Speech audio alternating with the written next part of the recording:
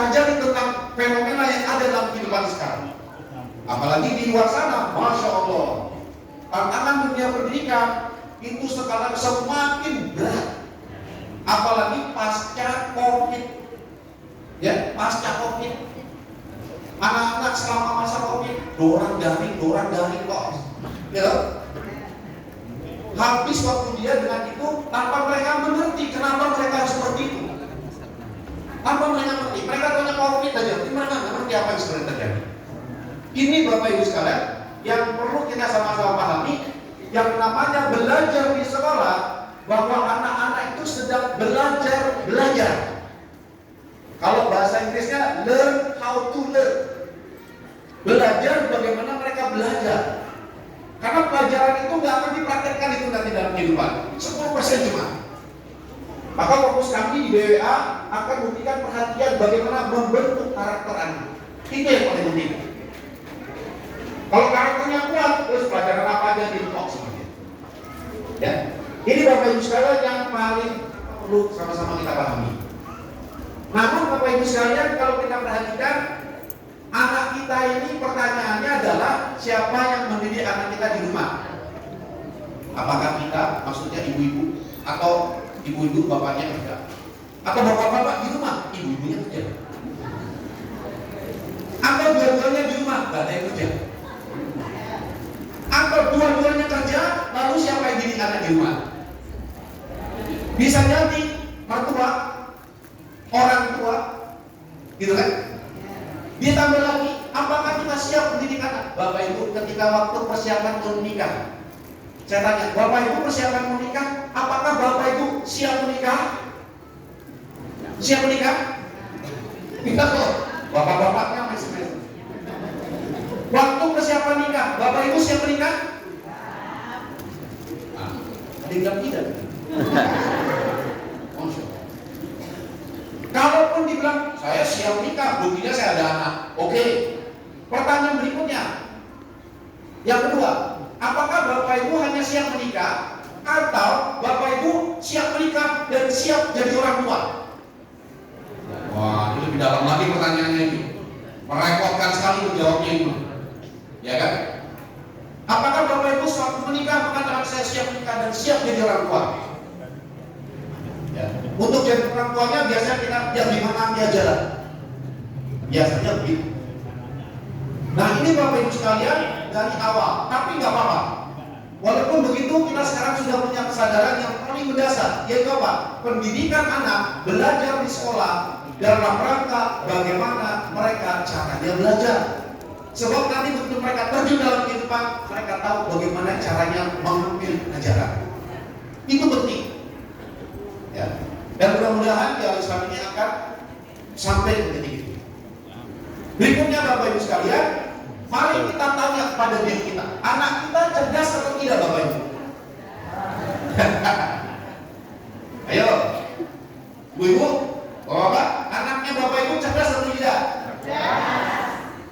Yakin? Yakin. Dari mana yakinnya?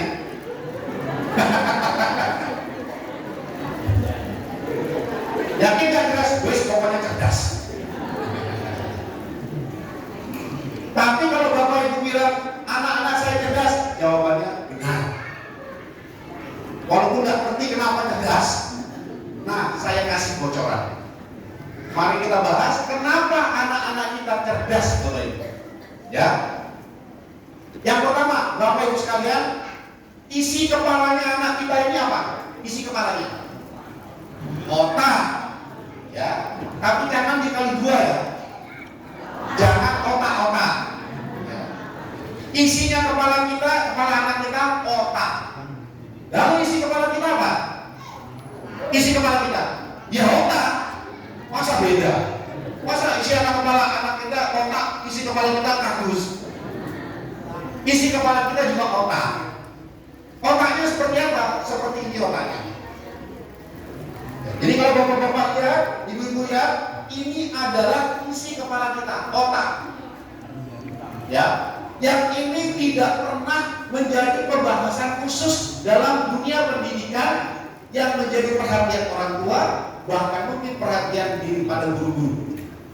Maka tema yang dibawakan sebenarnya adalah pakai bahasa Inggris, keren. Bahasa Inggris temanya, yaitu apa? Brain revitalization. Artinya apa? Revitalisasi otak. Otak itu vital. Maka kita berangkat dari situ Bapak Ibu untuk mengetahui seberapa cerdas anak kita. Kalau Bapak Ibu mengatakan, saya tanya, apakah anak kita cerdas? Cerdas, betul, cerdas. Nah, ini akan saya kasih bocorannya. Cerdasnya itu kayak apa?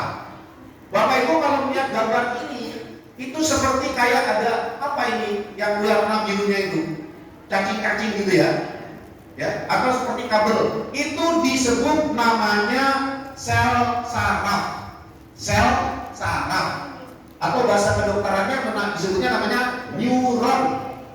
Apa itu? Neuron, bapak-bapak? Neuron. Nah, jadi ini otak kita isinya neuron.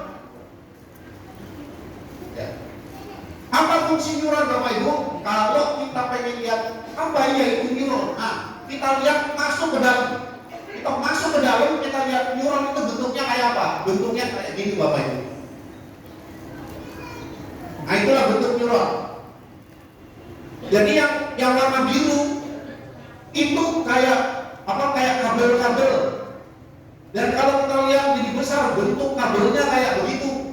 Itu namanya neuron isi kepala kita itu. Kayak gitu isinya. Tapi jangan dibayangkan isinya sebesar itu. Ya. Maksudnya kalau kita perbesar gambarnya seperti itu gambarnya. Itu namanya neuron atau sel saraf. Nah, kemudian apa fungsinya neuron ini? Bapak Ibu sekalian, fungsi neuron adalah untuk mengeluarkan isi pemahaman, mengeluarkan informasi yang direkam di dalam sel saraf ini, lalu untuk menjawab pertanyaan berbagai macam persoalan dalam kehidupan. Kalau nggak punya duit, gimana caranya nyarinya? Nah itu fungsinya neuron itu. Ya. Nah Bapak Ibu sekalian, kalau Bapak Ibu lihat ya, yang seperti batang ini ya, lihat ya, yang di belakang lihat? Enggak. Orang jauh di sana.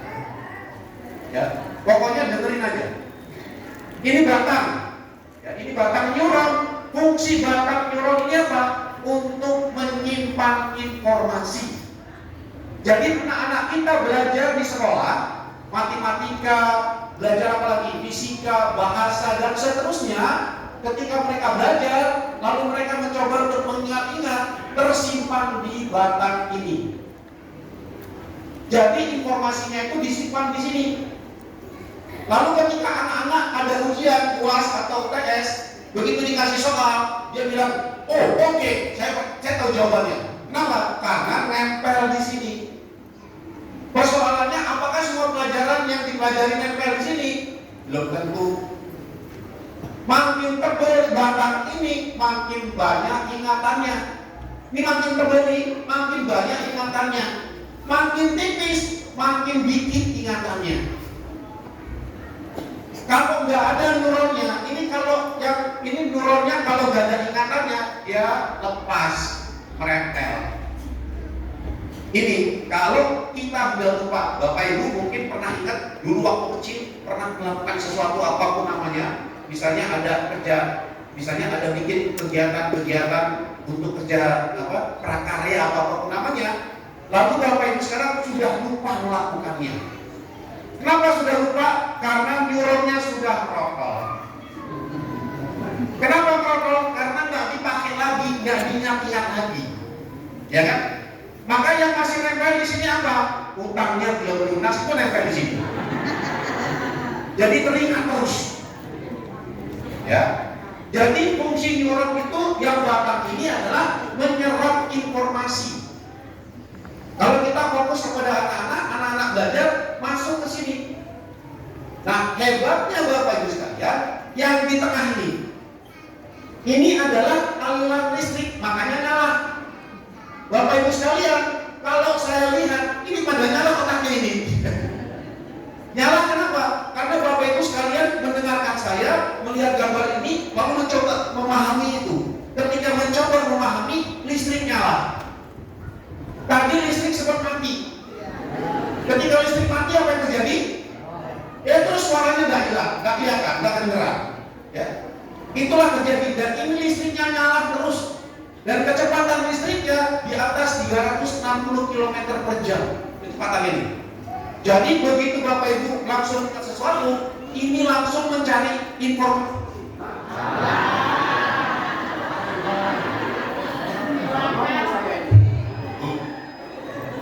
Salah ngomong saya ini. Ngomong-ngomong mati lampu beneran.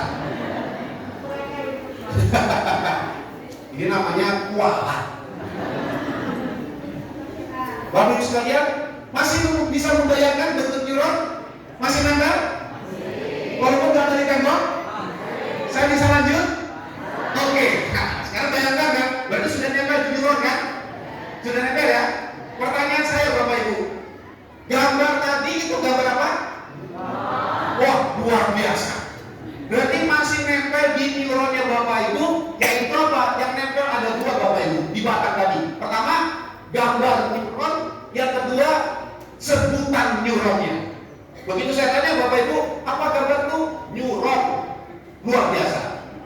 Minggu depan nek tak tanya lagi, masih ingat? Tergantung. Tergantung apa? Tergantung kalau itu kita ingat terus. Pulang dari sini naik motor, pulang dari sini motor sampai rumah, nyurah. Oh, nempel sudah. Ya, kalau pulang ke sini, ingat terus. Minggu depan tak tanya lagi, apa? Itulah fungsi neuron. Alhamdulillah. Baik Bapak Ibu sekalian, bisa konsentrasi? Alhamdulillah. Oke. Jadi ketika saya bertanya ini Bapak Ibu, yang berfungsi adalah yang nyala tadi. Itu artinya Bapak Ibu langsung melihat dan langsung mencari itu apa? Itu tak. Begitu Bapak Ibu langsung lihat ini apa? Remote. Berarti yang nempel di belakang tadi adalah remote. Ya. Jadi Ibu langsung jawab, ini remote. Nah, jawaban yang cepat seperti itu, itulah yang namanya kecerdasan. Jadi Bapak Ibu ketika saya tanya ini apa, itu Bapak Ibu cerdas. Baru cerdas. Cerdas artinya apa? Artinya lampunya kedep-kedep.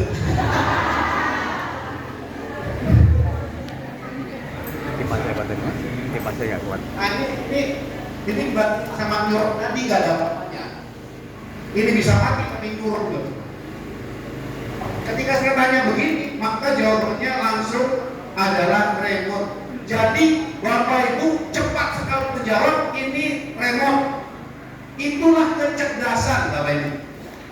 Tapi mungkin ada Bapak Ibu yang menjawab, saya tanya ini, apakah bunyi peredak? Tetap bunyi peredak, tapi nggak ketemu. Di batangnya nggak ketemu, maka begitu tanya ini apa? Tapi nggak ketemu. Oh. Ya. Apakah itu artinya tetap cerdas? Cerdas. Yang cerdas itu fungsi peratnya itu Bapak Ibu. Itu cerdas. Tapi ketika dijawab remote, itu belum benar. Yang benar adalah pointer. Ini bukan remote tapi pointer. Karena saya tanya Bapak Ibu, ini apa? Nah, berarti Bapak Ibu cerdas dan benar. Tadi yang menjawab, ini apa? Remote, cerdas, tapi belum benar. Lalu saya tanya yang kedua, Bapak Ibu ini apa? Halo. Mike, wah keren Mike sekarang. Terus Inggrisnya mantap nih. Ya, bukan halo. Ya, jadi ini Mike. Ketika dibilang Mike, Bapak Ibu cerdas dan benar. Itu Bapak Ibu. Itulah fungsi neuron yang ada di kepala kita. Maka persoalannya adalah kita semua ini cerdas. Anak kita cerdas semua. Hanya butuh informasi yang nempel di batang neuron agar ketika ditanya bisa jawab dengan cepat. Ada nggak orang cerdas tapi nggak benar? Banyak Pak. Contoh,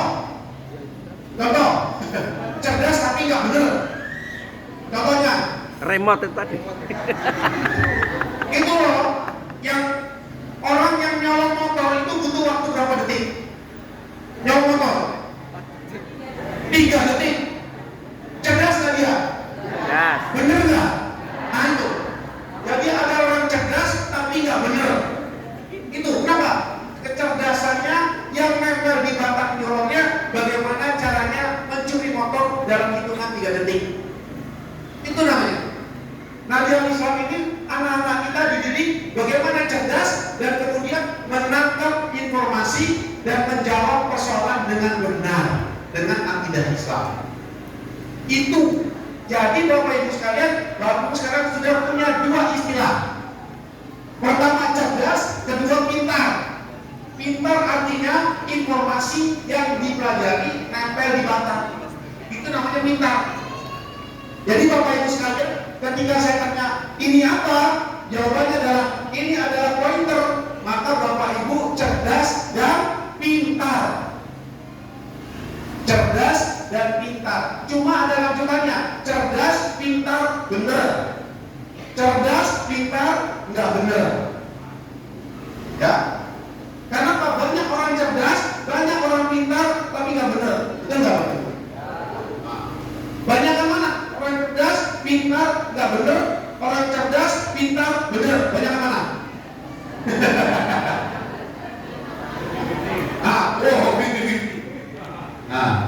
Nah, Bapak Ibu sekalian, sekarang kita sudah bisa membuktikan bahwa anak kita, bahkan kita adalah orang-orang cerdas. Ini gak keluar ya? Jadi, tolong tidak ada lagi di antara kita yang mengatakan bahwa anak saya kok gak cerdas ya. Gak boleh lagi ngomong begitu ya Bapak Ibu. Kenapa? Karena anak kita cerdas. Tapi kalau kita bilang, kok anak saya kok kurang pintar, benar. Apa? Pelajaran yang dipelajari belum semuanya bisa diserap dan nempel di batang neuronnya. Ya, itulah kenapa anak-anak diajarkan di sekolah berulang-ulang setiap hari agar nempel di batang neuronnya. Nah sekarang, apalagi Bapak Ibu tadi sudah mencoba membayangkan, sudah direkam di batang ini gambar neuron. Begitu melihat lagi, oh iya benar gambarnya seperti itu. Berarti dengan demikian makin nempel di sini Bapak Ibu, ya, makin nempel. Jadi inilah fungsi neuron dalam rangka menjawab soal, ya. Nah oleh karena ini tinggal bagaimana kita membuat anak kita pintar, rajin-rajin belajar kan begitu. Pertanyaannya, berapa besar daya tampung neuron ini? Jadi berapa besar daya tampung neuron ini? Les, nah, misalnya. Mungkin bensinnya perlu ditambah. Lo hilang. Ini lama-lama jebol nih. Infomesnya lama-lama jebol. Masih ingat gambar neuron? Masih? Lanjut? Oke. Bayangkan batang neuron ya. Kapasitas batang neuron, satu batang neuron itu bisa menampung cukup 1 Al-Quran. 30 juz masih sisa. Itu 1 batang neuron. Pertanyaannya, otak kita berapa neuron? Isi otak kita itu ada berapa neuronnya? Tebak. Berapa? Ada bisa tebak? Jutaan. Gak ada. Saya kasih tahu. Isi otak kita jumlah neuronnya yang gambar kayak tadi ada 100 miliar. Kebayangkan 100 miliar neuron. Sementara untuk menghafal Al-Quran cukup 1 neuron saja. Masih sisa berapa? Ayo coba.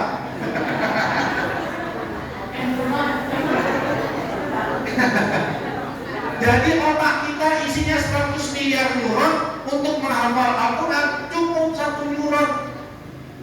Itulah bukti bahwa Allah telah menciptakan kita dengan kecerdasan kita. Allah menciptakan kita dengan otak kita. Allah sudah mempersiapkan kita untuk menjadi orang-orang pintar. Tapi Allah sudah bikin kita cerdas. tinggal menjadi pintar. Untuk menjadi pintar apa? Belajar. Itu sebenarnya.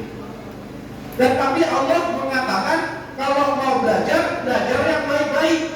Maka di dalam surat Al-A'raf Allah mengatakan walaqad dara'na li jahannama katsiran minal jinni wal ins.